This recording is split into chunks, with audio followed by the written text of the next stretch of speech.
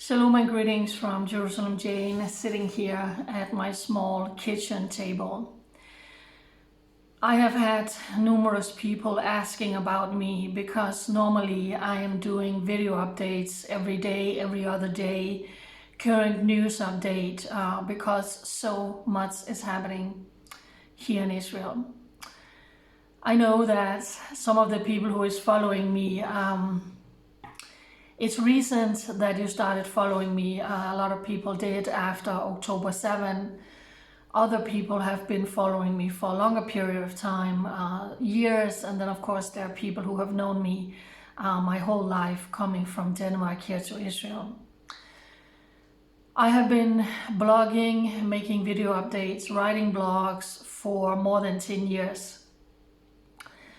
And today someone told me you're actually the only female non-Jewish Israel advocate based in Israel doing what you're doing, which I think it's a tremendous honor. But of course I wish there were a million people like me, because Israel deserves that. There are voices that are not necessarily Jewish or even Israeli, giving the facts and speaking the truth for Israel. So it has been a tremendous honor and privilege for me to do that for so many years. I've been doing that all alone, carrying the workload for, I don't know, 5 people at a time for years and years and years. And like I said, it's been a privilege, but it has also been very, very hard. 1 year ago, I cried myself to sleep and I was completely shattered to the core because we had 2 heinous terror attacks very close to each other. And of course terror attacks is not something new, but I want to show you what happened last year.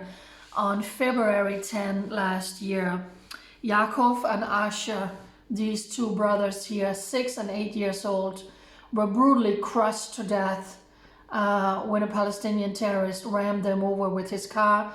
They were waiting at a bus stop with their dad, and he saw them waiting, Jewish people waiting at the bus, and he simply crushed them to death. 2 beautiful young boys, Jewish boys.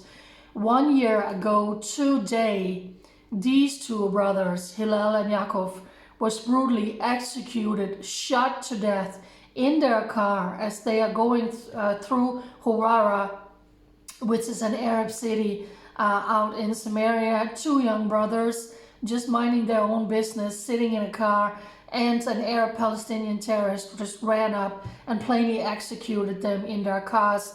I was sharing extensively about these 2 terror attacks, and from both of them I remembered I cried myself to sleep. So this happened today, 1 year ago, with these 2 brothers. People are asking me, where are you? It's been a long time, Jane, since we heard from you. Well, the truth is I couldn't breathe. Here are the things. I have 3 kinds of followers on all my social media. There are the people who say, you are a good news source, that's why we're following you, because we are getting a lot of information from you that we don't hear in our mainstream media, wherever you are located around the world. And God bless you, and I'm so grateful for each and every one of you.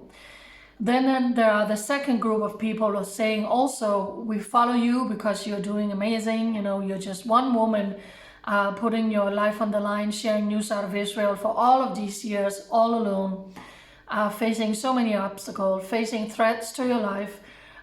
So we follow you because of the work you're doing, but we also follow you, Jane, because we care about you. We care about you as a person. We care about you. We love you. We pray for you. I have literally thousands of people saying they're praying for me every day.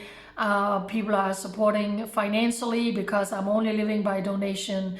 So that's the second group of people who have known me for a short time, people who have known me for a long time, and again, people going all the way back to Denmark, some people even knowing me since I was a kid. The third group are people who hates my guts, who are only following me because they hate me. They hate Israel. They wish bad things to me and Israel. You can see that on all the disgusting comments that I receive when I post on all my social media. You can see it on the comments, and you can see it on the reaction to my post. People who wish me harm, people who wish me death, people who wish death and destruction to Israel, people who just follow me to gossip about me. So there is a big variety of people who follow my social media. So the truth is, I haven't been able to make an update, I think nearly for 10 days, because I couldn't breathe. I tried several times to start my video and record video updates, but I nearly started throwing up. And I knew that my cup was full. I knew that even before October 7, my cup was full. Working and living alone for Israel for nearly 10 years, working as an independent voice. That's why a lot of people are following me. But also working around the clock, not signing off for Shabbat, never having a day off, because these evil, wicked terrorists many times commit terror attacks on Fridays, on Saturdays. Rockets are flying in on Fridays and Saturdays. So I've been working around the clock for years and years. When many Christians are thinking about Israel, it's the land of the Bible. It's coming here and walking in the footsteps of Jesus. It's visiting all the biblical sites. And that's glorious, and I have been doing that too. But pretty quickly, my job became sharing about the security situation, because mainstream media don't share it with you. Mainstream media don't share every time there's a terror attack, every time a Jewish parent has to bury a child, or Jewish children has to bury their parents, or every time rockets were flying in from Gaza, which they have done since Hamas took over. More than almost 20 years ago, 30,000 rockets has been flying in, trying to kill Israeli grandmothers and babies. They have had to run for their lives. And I have faithfully and to the best of my ability reported about this time and time and time again. In the midst of this, I received numerous threats to my life in person when I was moving around in the old city on the Temple Mount, making videos on the Temple Mount. A lot of threats from people online. That doesn't really bother me that much, but still it's trauma. And then all of the terror attacks and the rocket attacks and the funerals that I have been through. Last year, as some of you remember, I had a huge meniscus injury that took me out for months. It was extremely painful. I couldn't really walk around, and I went from that state straight into having issues actually with the big toes on both of my feet. And then in the midst of this, October 7 happened.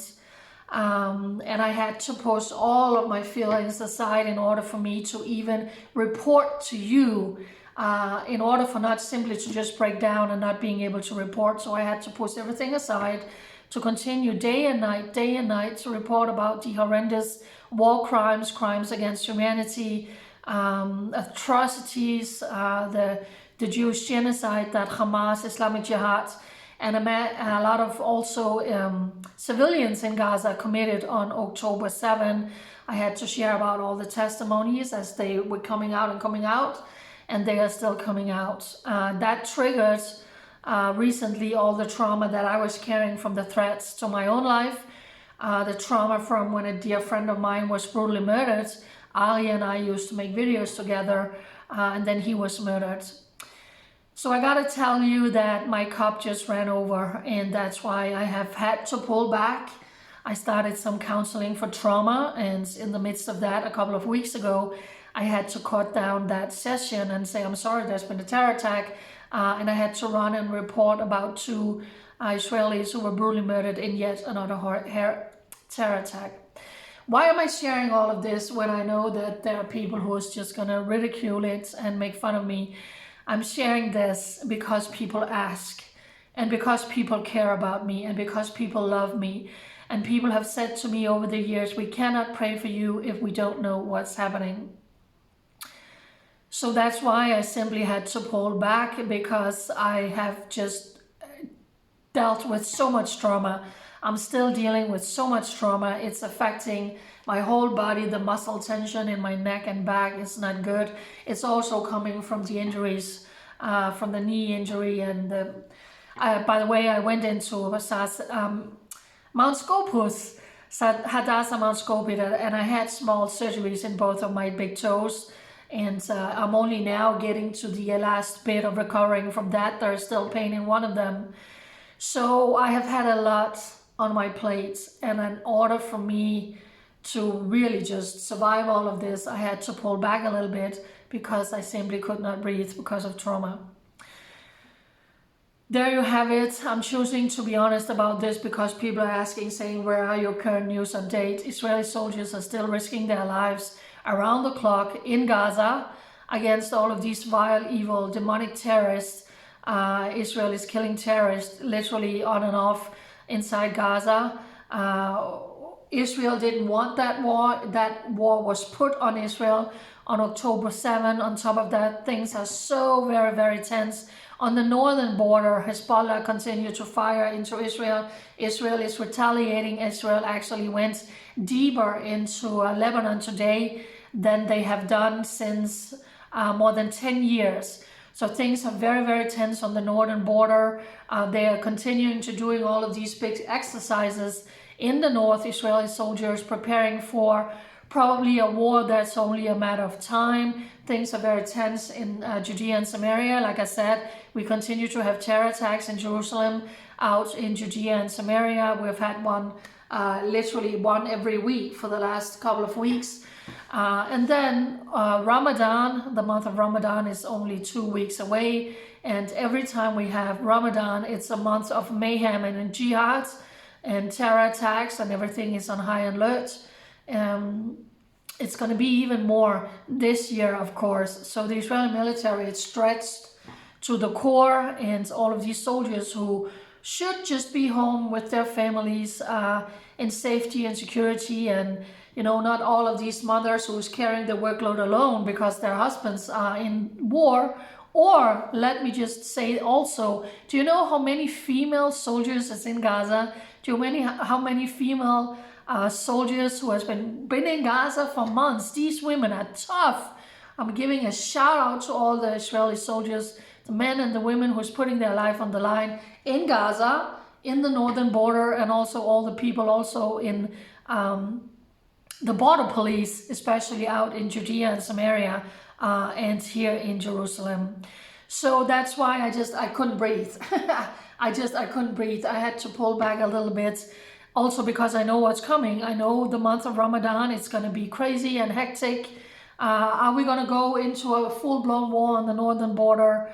So there you have it. I had to just catch my breath a little bit. Also having feet surgery, dealing with a bad knee, the muscle tension in my neck from everything. I'm saying all of this because I'm answering your question, where are you, what's going on with you?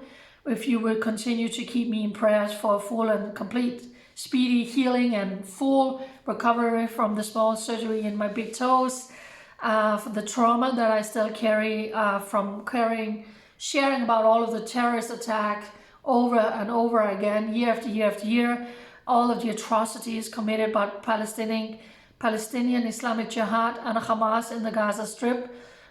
Testimonies are still coming out, reading the report of the sexual sadistic assault on men, women and children committed by Hamas terrorists.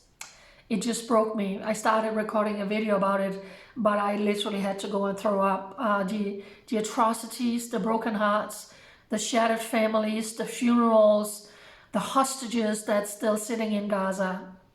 It just became a little bit too much. So I'm going to stop talking now.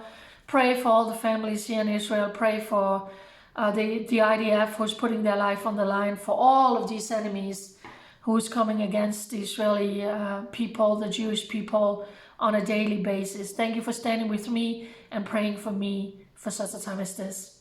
I truly appreciate it. Bye.